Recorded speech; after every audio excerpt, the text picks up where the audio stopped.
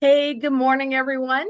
Welcome to our monthly compliance seminar here on this beautiful day.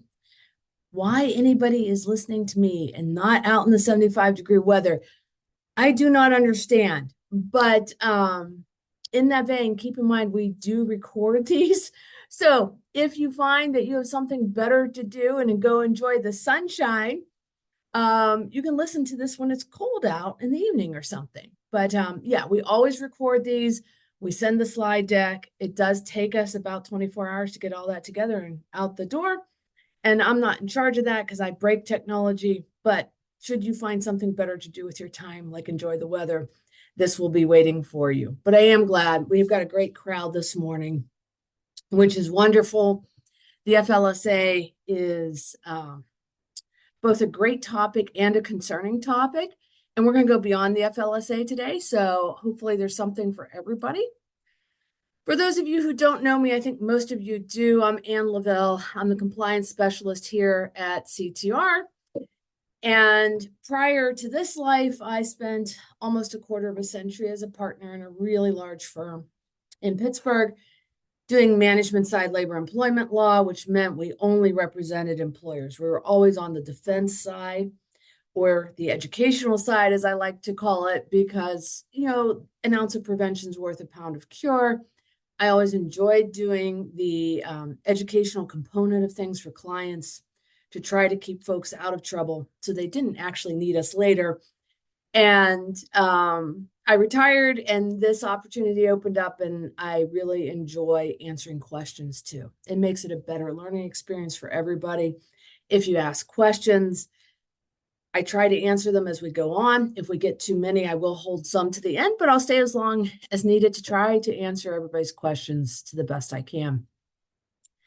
And usually wage payment topics bring up a lot of questions. If somebody asked me what the majority of the time I spent doing at a law firm was, it's probably addressing these types of questions. More so than discrimination or harassment or anything else, this was just a constant source of, dare I say, aggravation for our clients who typically, they were trying to do everything right. It's just this area of the law is so complex that it caused heartburn for a lot of them.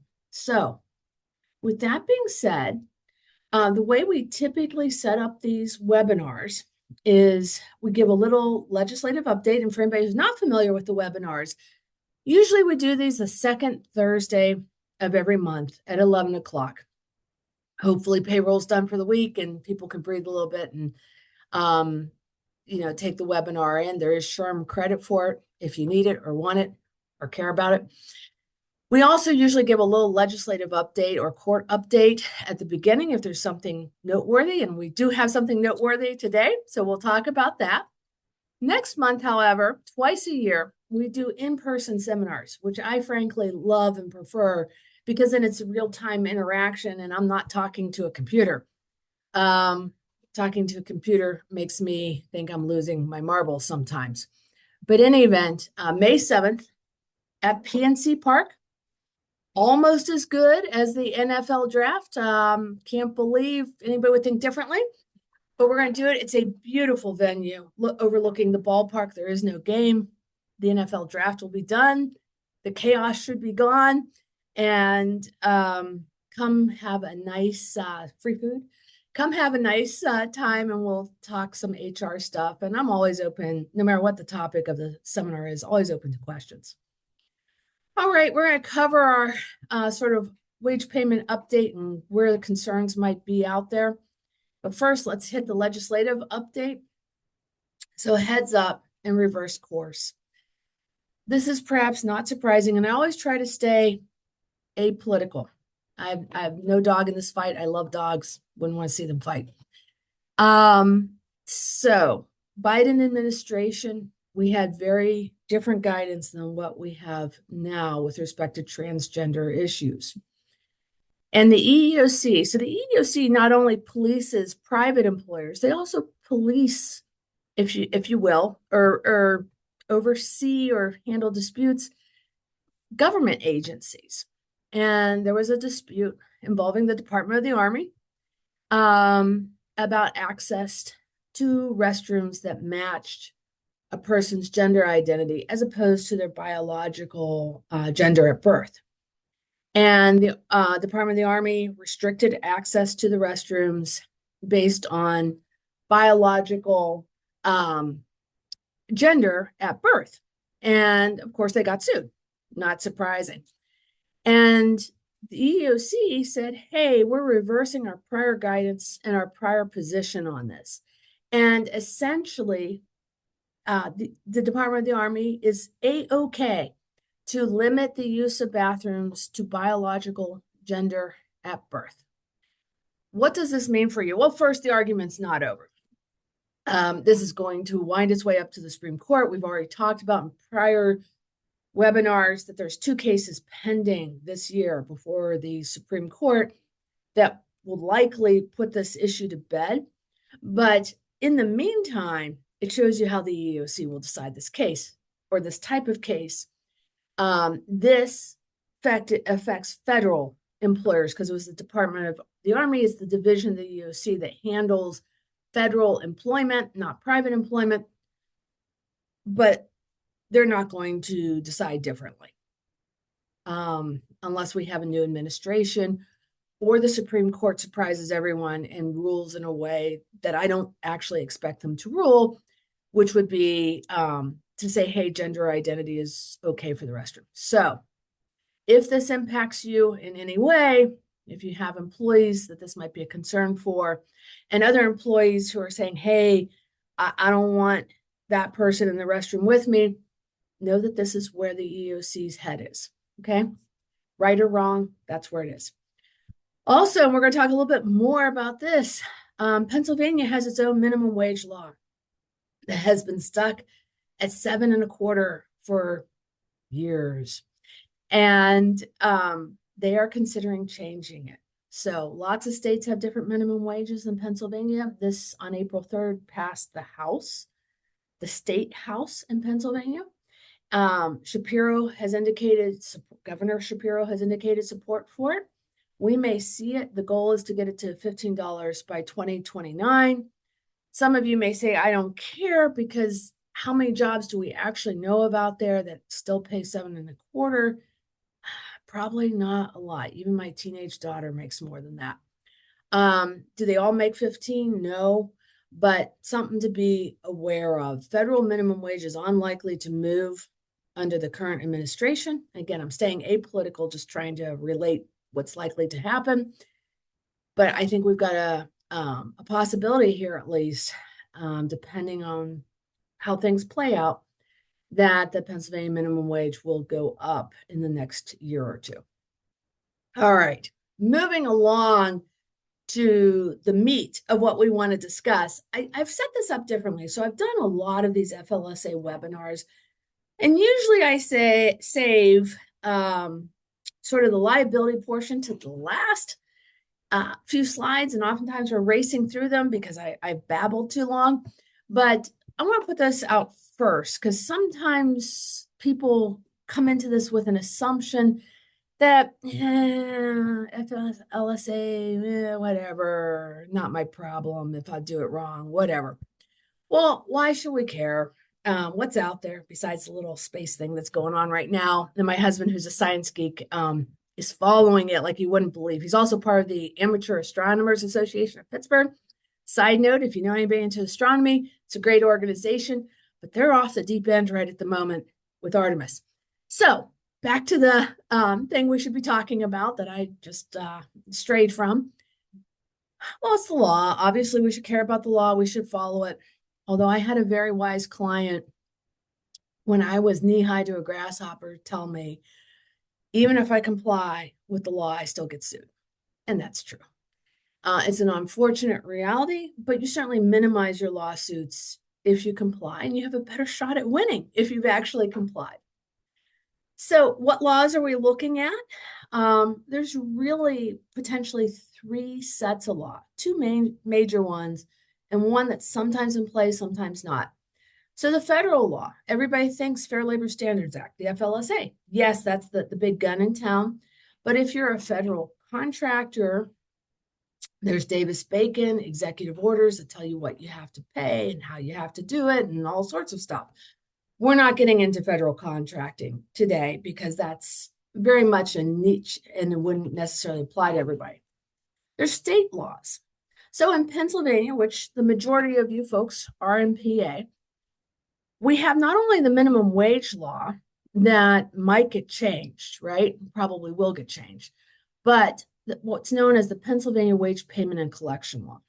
And everybody seems to forget about this when they're looking at how they pay employees. So when I used to practice, a lot of times we'd get a call and somebody would be like, "Hey, I don't, my employee's saying I can't do this because their cousin twice removed, brother's uncle says he's an attorney and this isn't permissible.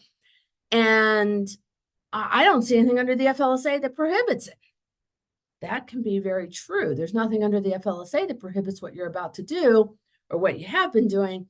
But the Pennsylvania Wage Payment Collection Law does not track the FLSA and handles some subjects that really the FLSA has very little to say on, like deductions. The FLSA says a little bit about deductions from payroll, from an employee's wages or salary, but it says almost nothing about a lot of deductions that employers like to take for shortages, for examples, things like that. So we'll talk about that a little bit. And then, of course, there's local laws. You go to Philly, they've got their own sort of wage payment laws and minimum wage and all that good stuff. Lots of other places, California, LA has their own thing going on, whatever it might be. And remember, it's always where the employee is working and not where you're headquartered or where your office is or anything else as to where the liability may be under what set of laws. And that includes even for relatively short stints by an employee. Now, nobody is probably going to get upset over a day, but sometimes employees get sent on assignment somewhere. All of a sudden, you have a situation where you're covered by another state or another locality's laws that you might not have thought about from a number of perspectives, not just compliance, but insurance. And we'll talk a little bit about that too. So it's always where the worker is, not where you are. And of course, if they're remote, that adds another layer of complexity to it as well, because their home base may be somewhere different from where they get sent on assignment. All right, who's liable? So, this is if we have the smaller companies out there, the moms and pops of the world that make the world go round, as well as the larger companies who have boards of directors, or maybe they're a partnership and they have, a president, VP, whatever structure they have. A lot of times, the liability in those situations, a lot of people assume ends with the company, right? Ends with the business, whatever business structure we have. And that is not true in Pennsylvania. So in Pennsylvania, we have a really unique, quirky part of the law that isn't true across the board in the country and isn't found in the FLSA. And that says, hey, we don't care. Pennsylvania does not care if you are properly incorporated and you have done what we call all the corporate niceties. You've got those lovely little minute books that your attorneys draft for you and that you say you've held those meetings and you sign off on them, whether you have or haven't. And you could say you can't, what we call pierce the veil to get to individual liability beyond the corporation. You can do all of that. You can have it all in order. But Pennsylvania law says they don't care. Doesn't matter if you're properly incorporated or whatever corporate structure you might have. If you have a wage payment problem, meaning you have underpaid employees or haven't paid them correctly, the employees can sue you individually, but only the highest level employees in your company. Meaning, if you don't pay your laborers and the company doesn't have the assets to pay it for some reason or refuses to pay or whatever the heck the issue is, the employees can go after the board of directors or the owner of the company or the president of the company. They can't go after like the foreman, right? That's too low in the food chain, but they can go after the individual assets. There's individual liability of the really high up folks in your organization if you don't pay wages correctly. And we'll talk about what all constitutes wages. So I got one question. Let me just answer this quickly.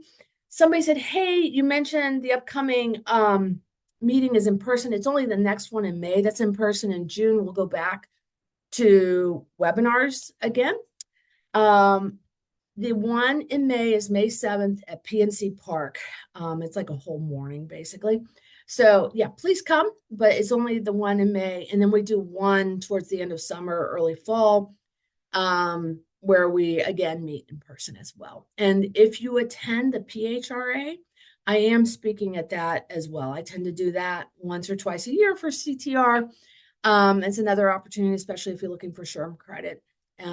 We talk there as well. So, okay, good question. All right, so what are wages?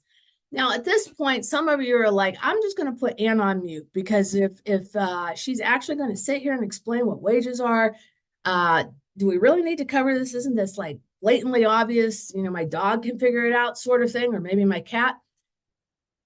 You would think that, wouldn't you? But is anything in the law really that simple? So is this covered by the FLSA? No, not really. The FLSA talks a lot about minimum wages and overtime, who's exempt from those rules and who's not. That's sort of their bread and butter at a federal level. What talks about wages? It's the Pennsylvania Wage Payment and Collection Law or other state equivalents. And almost all states have something out there that define this. And if you get to some states like California, you wouldn't believe what all they define. In any event, so what is it for us? Well, obviously, it's the salary or hourly wages, but they also look at things like vacation pay, bonuses, anything along the line that might look like it's part of the remuneration that we're giving to the employee. So you can get situations where you say, well, hey, I've paid all the hourly wages, I've paid all the overtime. I'm golden. Yeah, you're golden from the standpoint of the FLSA. You don't have a federal claim. But if you promised vacation pay or PTO or something like that and then didn't pay that, you now got a Pennsylvania Wage Payment and Collection Law claim. Or if you promised a bonus, right? You make so many widgets, you get whatever. You have a problem under most state laws for failure to pay wages. These types of laws also talk about how often you have to pay, as well as whether certain things like direct deposit are permissible or not. Again, that's not touched really by the FLSA. It's all at a state level. It's going to talk about things whether or not you can have a garnishment.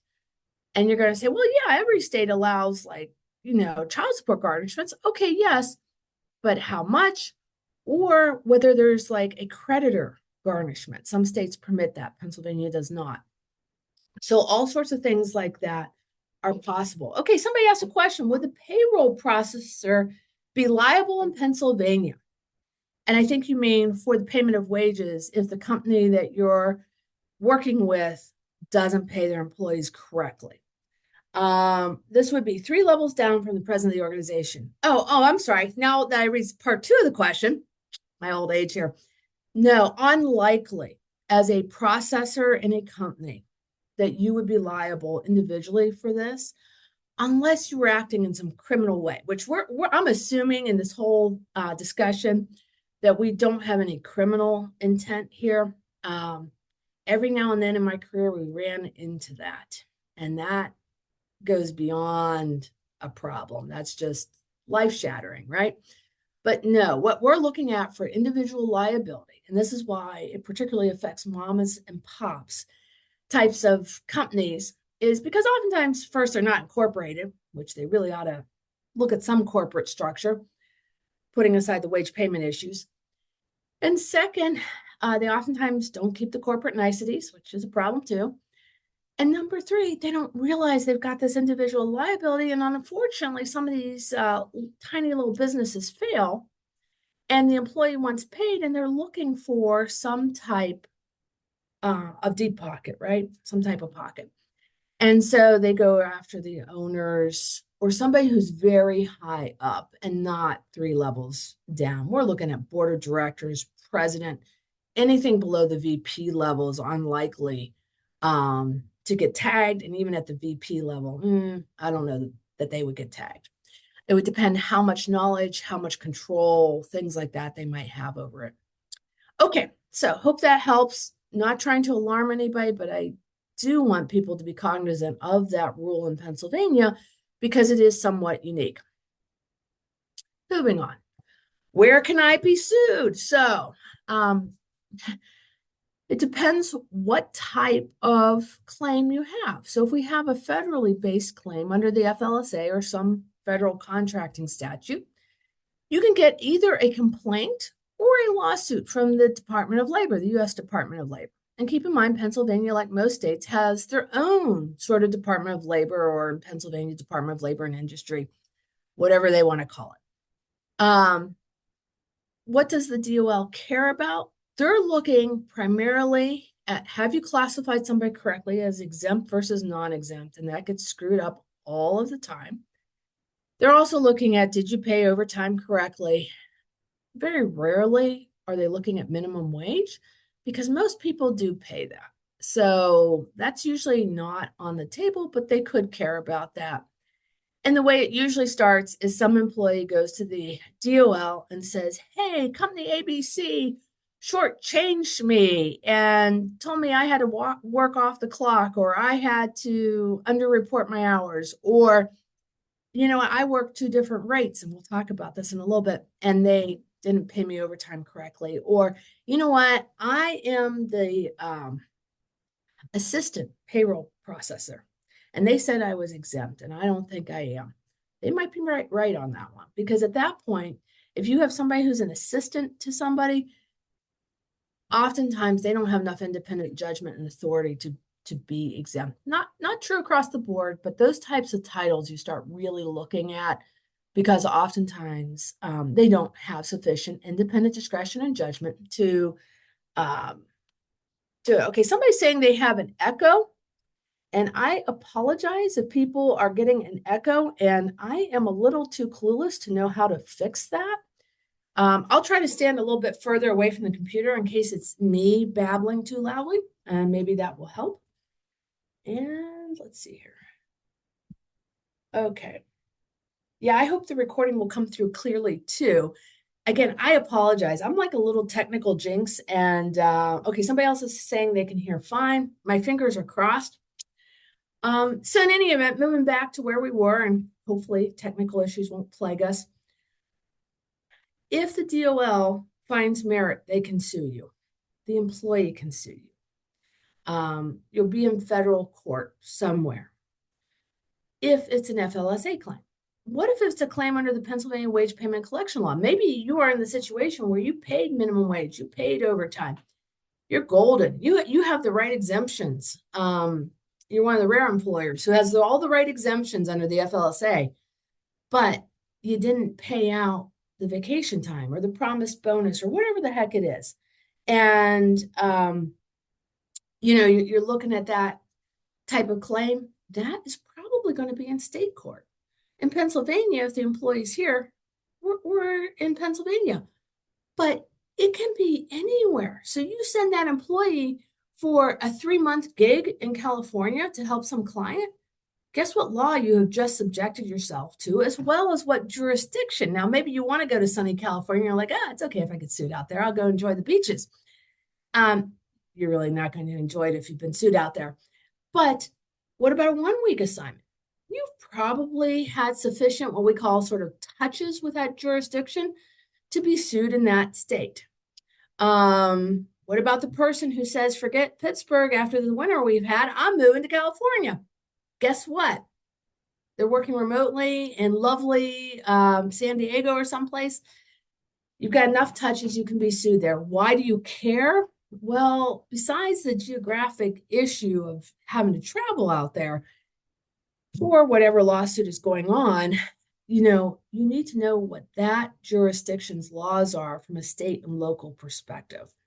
The federal law remains the same, but the others change. And I picked on California intentionally because they have all sorts of quirky laws. You can't have like a use it or lose it vacation policy.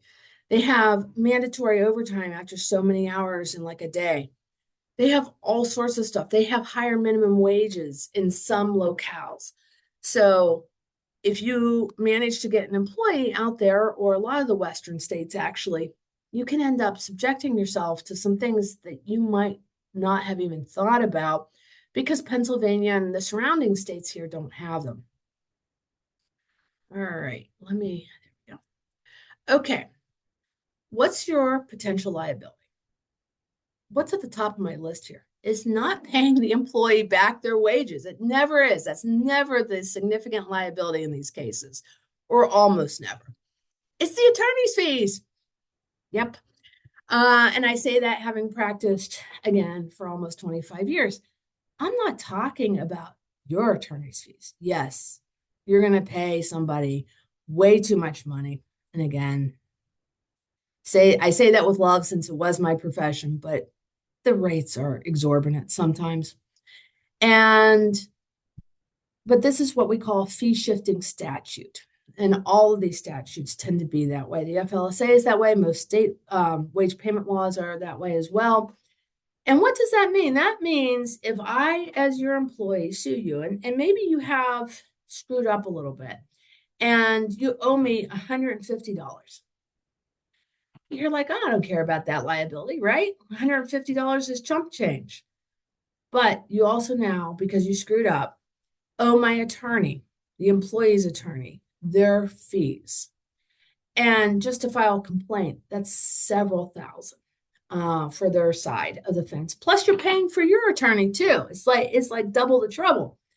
And so the fact that these are fee shifting statutes is a huge issue because the recovery for the employee can be quite small, but the attorney bill can be quite high, unfortunately. And you're paying, if you lose, for two attorneys, yours and theirs.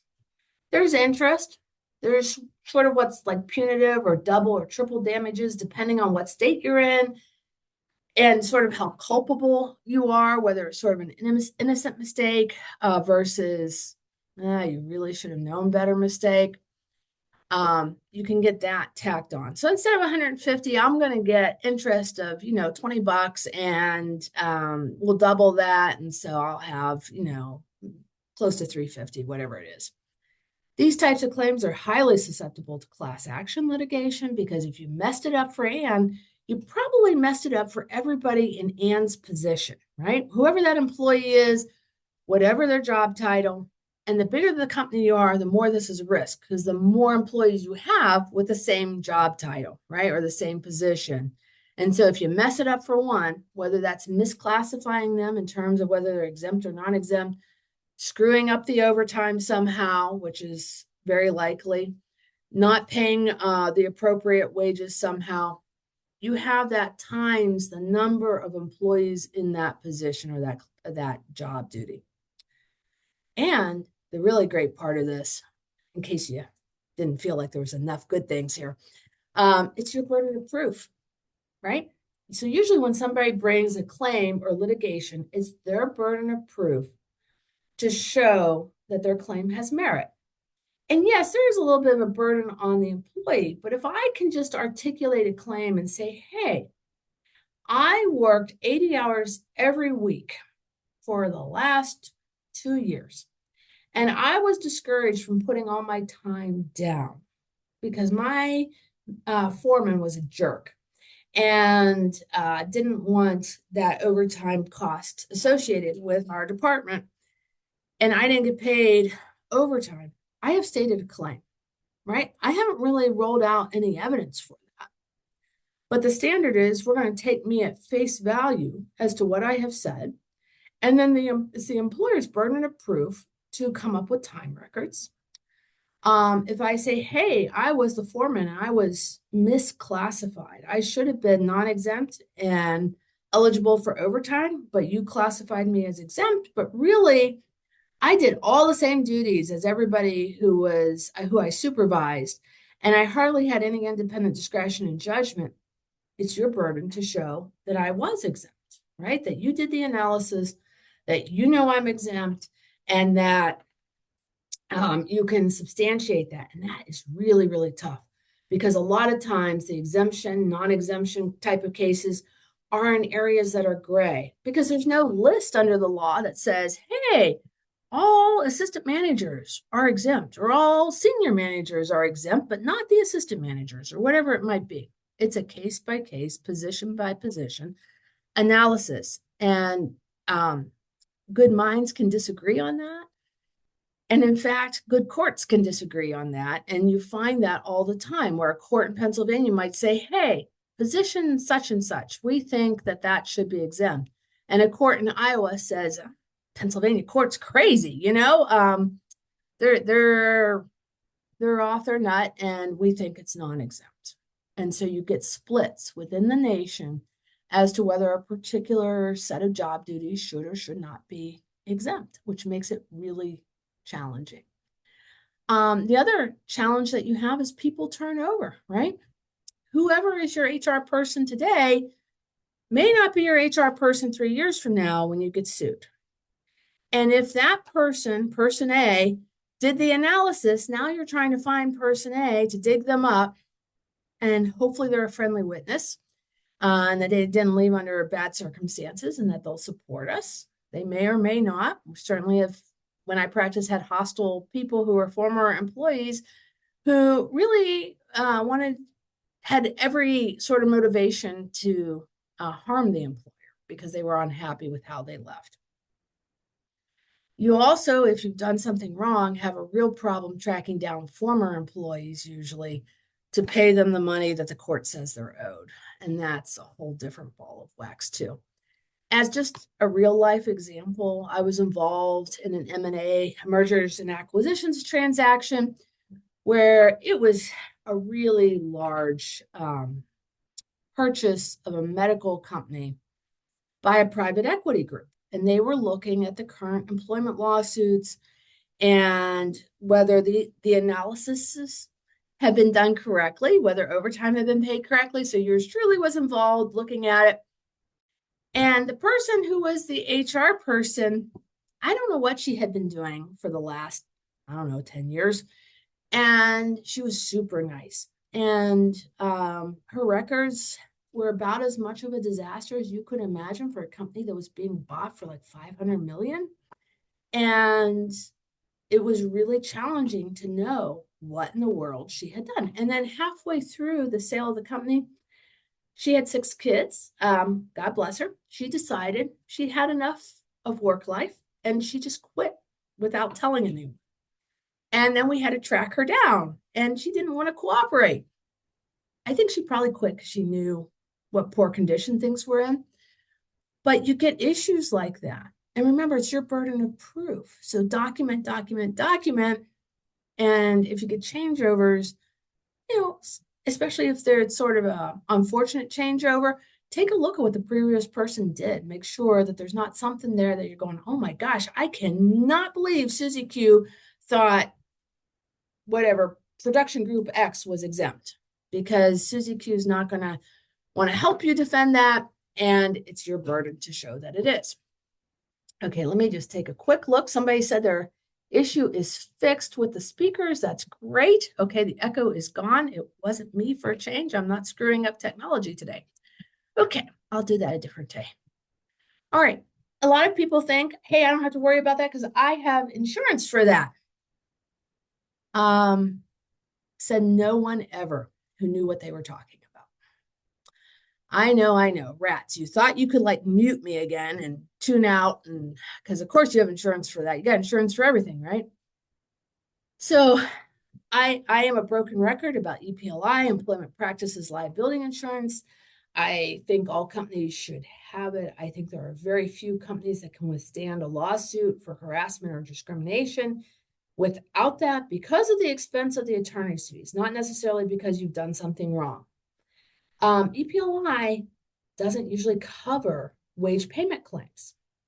Sometimes you can get a special rider for the policy that will cover it.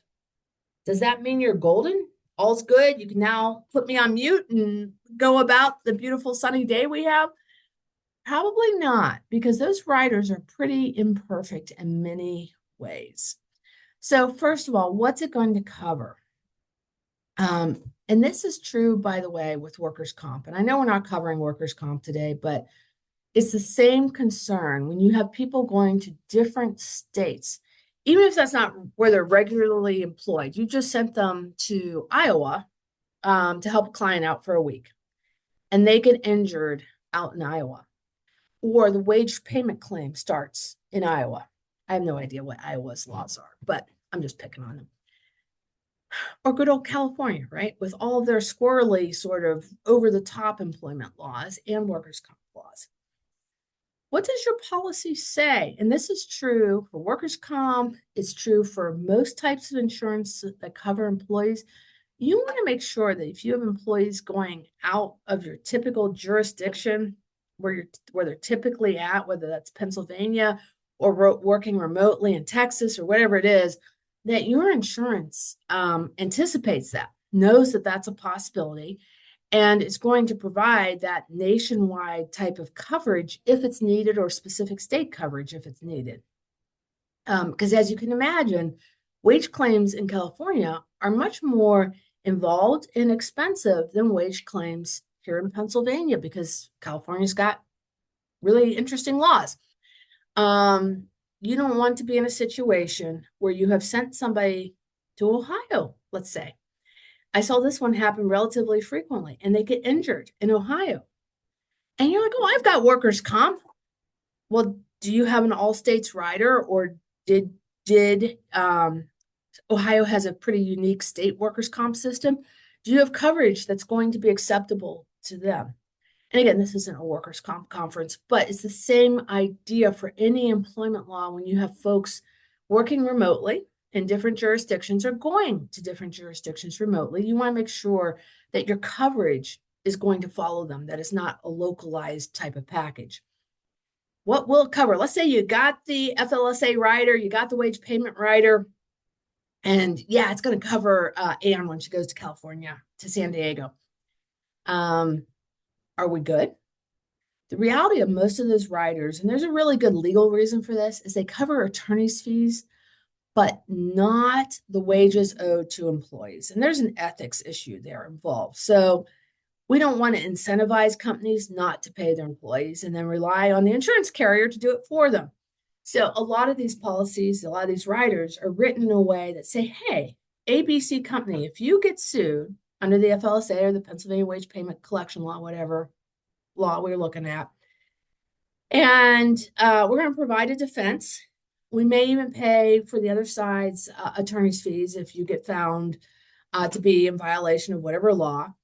But the actual money you owe the employees, which again is usually the smaller part of things, but not always, it's on you as the employer, not on the insurance company. You're going to pay the back wages, because it's unethical to incentivize an employer to not pay wages and to rely on an insurance carrier to pay it if they haven't correctly paid wages. So you can end up with a chunk of liability, even though you think your deductible is $10,000. Yeah, that's the deductible on the amount of attorney's fees that the insurance company is paying. They're still excluding the liability for Anne's past wages, interest, whatever it might be. Okay. Some of the biggest mistakes: inappropriate deductions. So this happens in one of two ways typically. So there's a state issue, right? Let's say we have a company that would like to deduct the cost of shortages, broken stuff, or the pre-employment medical exam. Can we do it? What does the FLSA say about it? The FLSA says you can't drop them below minimum wage, and you can't cut into their overtime payments. But anything else, have at it, basically. They don't care. It's the states that have made laws that govern this. In Pennsylvania, you can't do this. So Pennsylvania's wage payment and collection law is extremely limited compared to most states. And Pennsylvania says, hey, if you're going to make a deduction, there's certain deductions we can all agree on, right? Health insurance, taxes, stuff like that. But you want a deduction for the cash register being $20 short or something? No, because all deductions in Pennsylvania must be for the benefit of the employee, not the employer. And so when you get deductions like this, even though it's not specifically prohibited under the regulations of the wage payment and collection law in Pennsylvania, the courts have interpreted it as being contrary to the intent of the regulations, the intent of the statute, not for the benefit of the employee, and therefore not permissible. Pre-employment medical exams, same thing. In fact, that's even written into the regulations. Federal law. So let's assume we're not in a state like Pennsylvania. Let's assume we're in a state that doesn't have the restrictions on deductions. It's the Wild West. You can do whatever you want from a state perspective. That's rarely the case, but it happens. So can we only have federal law to worry about. There's no local law, no state law. Can we do whatever we want with the shortages? Is that a-okay? What about deduction for discipline, right? The employee's really done something wrong. Can we discipline them? So let's look at an example here. This is a true story. Although I've changed the numbers just to make the math simple for yours truly. So we have a laborer who earns $10 an hour doing tire rotations. He accidentally forgets to secure the lug nuts and lowers the car off the little lift thingy in the garage and backs out of the garage bay. The tire rolls off the car and the car is significantly damaged. This happened to be in Fox Chapel. It was a really nice car. True story. Again, change the numbers to make math simple for me. So the laborer typically works 50 hours a week. That means with the numbers I've provided that he's going to earn 400 in regular time, right? 10 times 40 hours. In Pennsylvania, we pay time and a half for, as is required under the FLSA and the equivalent Pennsylvania regulations, for all hours worked in excess of 40. So he's going to get another 150 for the 10 hours of overtime because he's working 50 hours. So he's got a total of 550 a week. We're a really generous employer. So we think we'll only dock his pay 500 a week for 10 weeks. He still gets 50 a week. That sounds good to me, right? Putting aside whether or not this employer really had a good idea or not, and again, I've altered these numbers. Can we do that? Again, we're assuming, even though this did happen in Fox Chapel, that we're in a state that doesn't have a wage law that would prohibit deductions. Can we do it? Anybody want to guess? The answer, and this is why live seminars are so much better. No, we can't. And the reason for that is the FLSA says you can't affect with your deductions an employee's minimum wage or overtime. And clearly, if we take 500, we still have a problem. We have dropped him way below the minimum wage for his work, and we have obviously not paid him for his overtime. How about we just dock him 150 a week?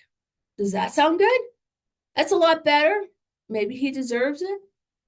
We still have a problem there. If you do the math, which unfortunately I did and had to use my calculator and all that good stuff, you will find that we will actually drop him below $7.25 an hour, and his overtime. We can't affect those two things. So if you look at that, the math is he has to be paid at least $290 from a minimum wage perspective, and he has to be paid the $150, which was the overtime. So he has to be paid at least $440 a week. If we deduct $150, we've dropped him to $400, and we have violated the law. So you could, in a state where there's no rules on deductions, from an FLSA or federal standpoint, take a deduction here. but it's going to be small, right? You're looking at roughly $100, maybe 110 per pay, assuming the hours stay the same and all that good stuff. If you have significant damage, that person's probably going to leave your employment before the debt is ever paid. And chances are they're not worth pursuing because they probably don't have the assets for it. All right. Example number 2, and you can see how old I am and what I watched growing up here. So we've got George Jetson. I love the Jetsons. He's the VP of cartoon culture at Spacely Space Sprockets. Anybody else like the Jetsons? He earns a salary. Again, I made this up because I needed simple math of $1,000 a week. And George is very impressed with the lifestyle of the astronomer CEO pre-Coldplay concert. And despite the company policy prohibiting George from dating other people, he makes advances towards Stella Spacely, the VP of HR, including asking her out to a concert on Friday night. Might have even been the Coldplay concert. Mr. Spacely finds out on Wednesday morning, and he's furious. There's a no dating policy at the company, and he suspends George immediately and sends him home. Mr. Spacely also calls the payroll to stop George's pay effective immediately also. Now, keep in mind, we're in a state that says they don't care about deductions. So we're just looking from a federal standpoint. Can we do this? Those of you who have been around the block probably are saying, well, aren't like serious infractions of company policy something you can deduct, make partial deductions of an exempt employee? Because we're going to assume George here is exempt because he's a VP. One would hope at that level that he has the independent discretion and judgment, along with all the other duties, to be exempt from the payment of minimum wage and overtime. So can we just like send him home? Bye-bye, George. You're gone for 2 weeks or whatever it is. Are we okay? Maybe. And that's a really popular attorney answer is it depends. And so what I would look at in a situation like this, a no dating policy to me is a tough one for a lot of organizations to defend across the board, because if you start looking, probably somebody has violated it somewhere and not been disciplined. So fairness becomes an issue, although George is pretty high up here, so we could distinguish them. Usually, when I would counsel employers who wanted to take a partial week deduction or partial day, whatever it is, from an employee who had done something, we wanted it to be really, really egregious, right? I'm not sure violating the no dating policy rises to that level. If his conduct rose to the level of sexual harassment, I'd feel a lot better about the deduction, partial week deduction, if we sent him home right away and then didn't bring him back for 2 weeks, which would create another partial week deduction because presumably he'd come back on a Wednesday in my little example. However, this is something where risk assessment comes into play.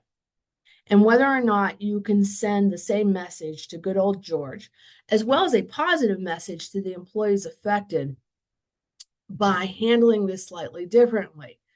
And so the question becomes, rather than a midweek suspension, is there a benefit to the company of reducing its risk and having a 2-week suspension that runs full work weeks and making sure he's locked out of the computer and his calls and everything else so that he can't claim, oh, I took calls while I was suspended or whatever it is he thinks he's doing. We're looking for really horrific behavior, in my opinion, in order for a court to agree with this, for a midweek suspension. And asking somebody out on a date probably isn't going to do it, even if they have an anti-dating type of policy. Harassment probably will. But here's the thing, it's always your burden of proof. So especially if you don't have any insurance for this and you don't have what I'll call the reserve or the backbone that you want to be involved in litigation, then you look at this and you say, I reduce my litigation risks significantly, hopefully still send the same message. And I tell him to wrap up his business by Friday and he's out for the next 2 weeks. And of course, we put some boundaries and barriers in place so that he can't negatively affect good old Stella if he's still around the workplace. Or maybe we make him work from home, whatever it is. Same thing. And this was actually a case I had a supervisor who was relatively high up told another employee to do something that wasn't too great about lifting something without assistance. Again, that's something you can discipline for, sure. Do I think it rises to the level where you can do a midweek suspension? That would make me a little cringy. Lockout, tag out, depending on what they're doing and how they're affecting the safety equipment, maybe. But again, we'd really want to look at this. We would want to look at the company's culture in terms of risk aversion and litigation tolerance to know whether or not we ever wanted to do a midweek suspension like this. And again, this is assuming we don't have any state laws playing. All right, we're running close on time here. I will take some questions at the end. What if we have an employee logging in, security checks, employee shuttle? Do we have to pay for that? So this is unfortunately an area of the law where the courts can be kind of divided. I'm sorry, my phone thinks I'm talking to it. And it depends. The general answer is no. This is something you often don't have to pay for, but the courts are kind of re-looking at it, particularly with companies like Amazon and Apple that require these security checks. A recent logging in example was a chain of hotels. It required the person to go through about 15 minutes of work before they could log in. And that the court found was significant enough and enough of a delay to be able to log in for the timekeeping system that 15 minutes should be paid. And again, this was a huge hotel company type of reservation system. And so they had tons of employees in that category. It was a significant class action. What if it's just an itty bitty bit of time that we're not keeping track of? There is a de minimis exception under federal law that says, oh, that's okay. We recognize that little bits here and there might be not paid. Pennsylvania doesn't recognize that. So be aware of that.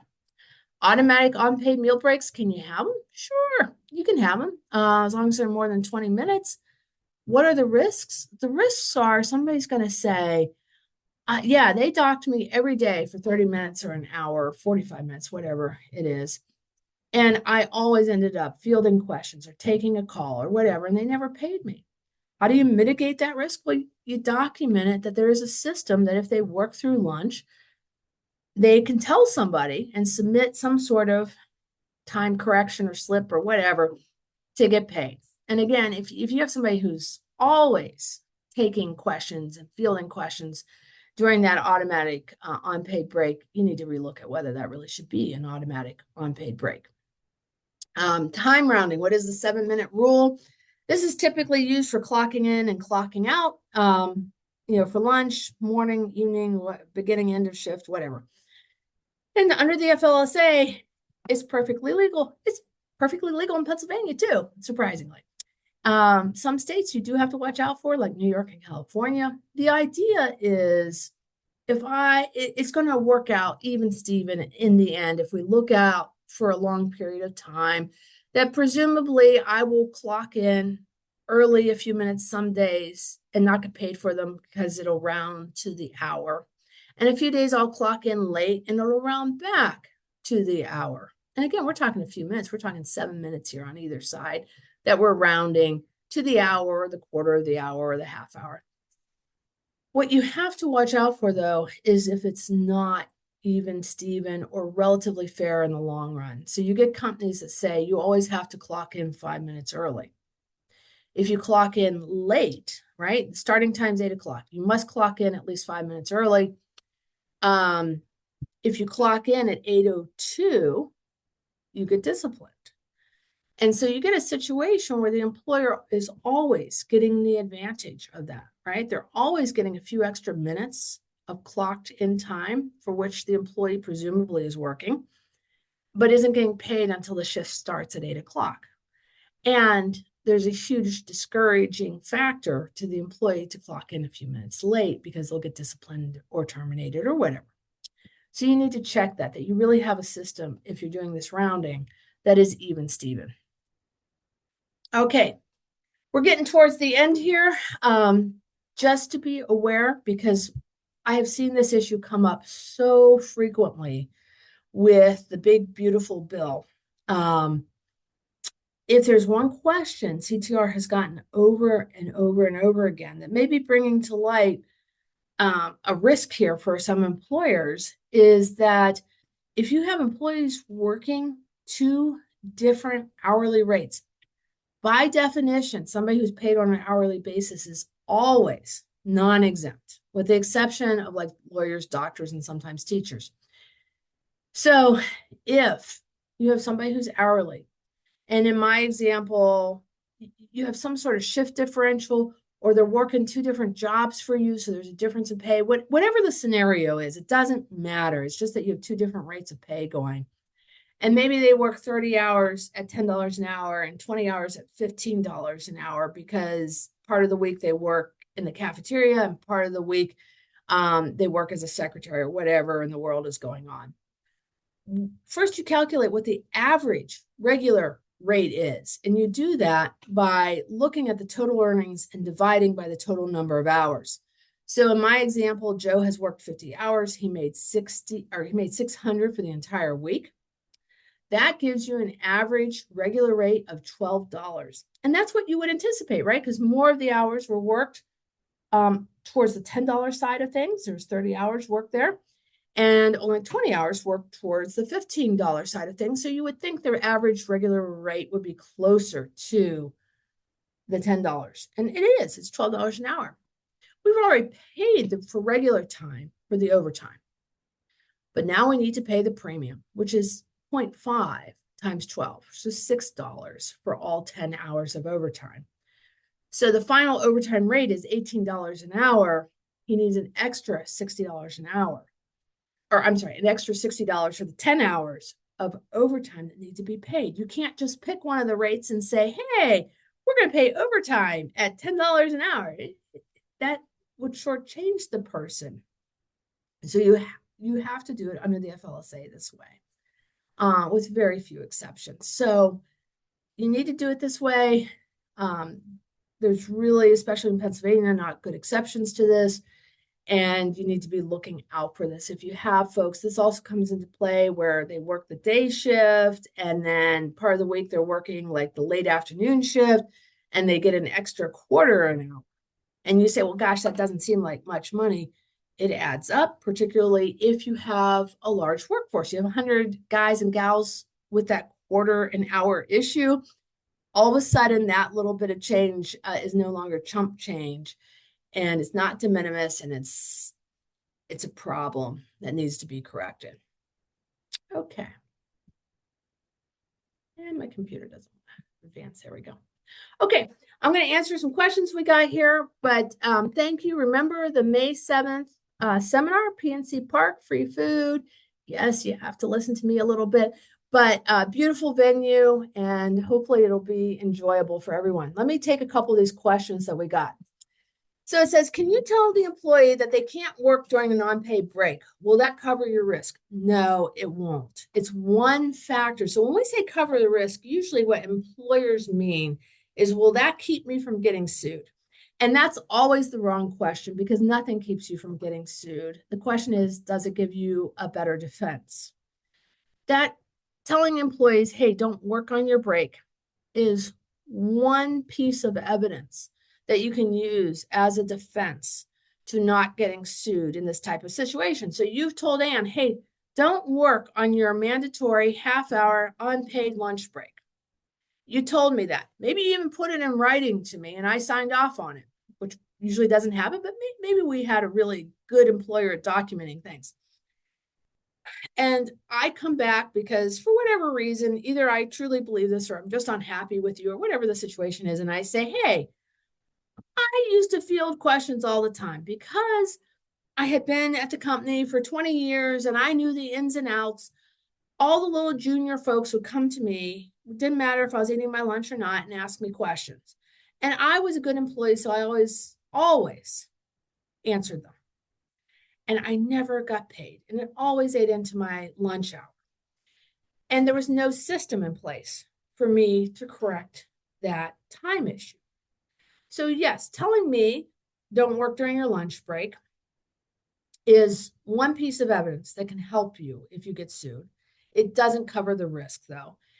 If I was looking for a defense to defend a claim like that, which is the typical type of claim you get, I would be saying, hey, what I want is not just that. I want to know that you have a system in place that if Anne works during her lunch hour, she has been informed that she can get paid for it. And all she has to do is whatever your procedure is to get paid, and that she has not been discouraged from utilizing that procedure.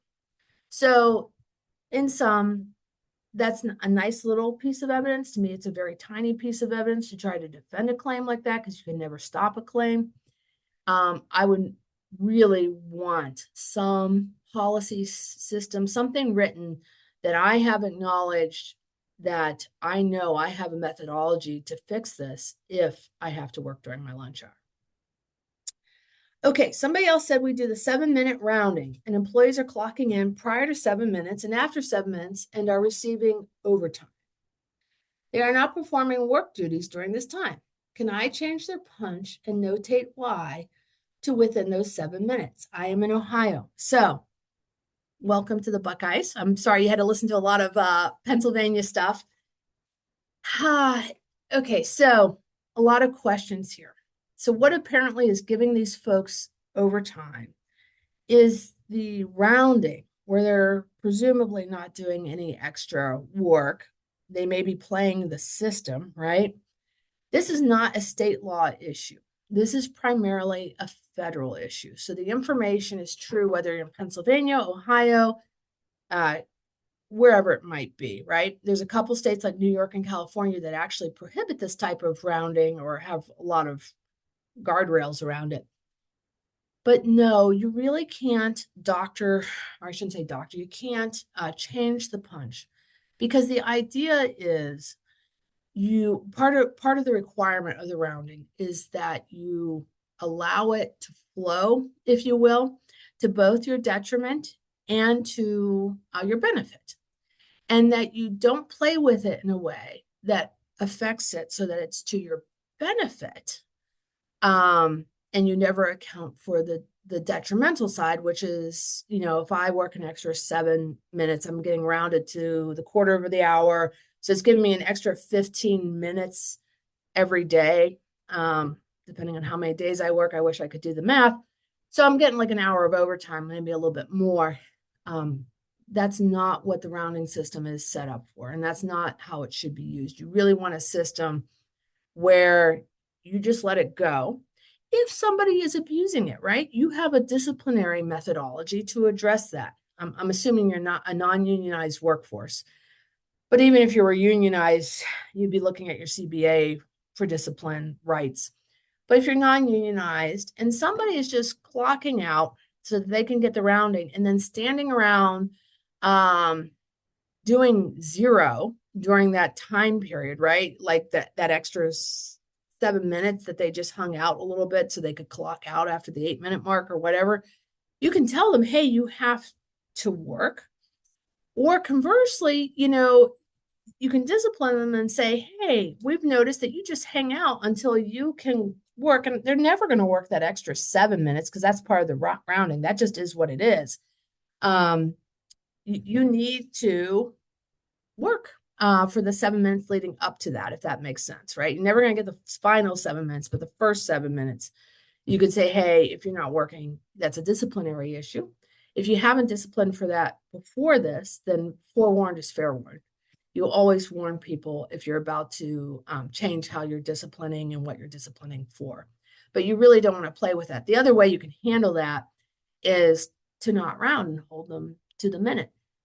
So a lot of, including CTR, a lot of timekeeping systems will do that at this point with the technology. All right, let me move on here. Okay, any guidance on the removal of the exemption to overtime for home care workers from the DOL? So no, I don't have anything additional to add to that. I'm sorry. Oh, some people are saying thank you. You're quite welcome. I think that's the end of the questions. Let me just make sure. Okay, great. I hope that was helpful to everybody. And just on the home care workers, just in addition to home care workers, the DOL has pulled a ton of guidance. So, as has the EEOC. So that's not unique. And just be aware if somebody's saying, well, I don't have any home care workers, I don't care if the DOL is pulling guidance. The DOL and the EEOC have, under the current administration, pulled a ton of guidance, not necessarily replaced it, which leaves people in a void. And I'm in some ways glad I don't practice anymore, because what do attorneys rely on to guide people, right? It's the regulatory guidance issued by the various agencies, federal and state. And if you're pulling guidance, it doesn't give attorneys much to go on to guide you. And there's always the concern that in 4 years, the guidance will change, right? And so what's true today is not true tomorrow. So in any event, just something to keep your eye on. All right, go enjoy a beautiful day. Thank you, everyone.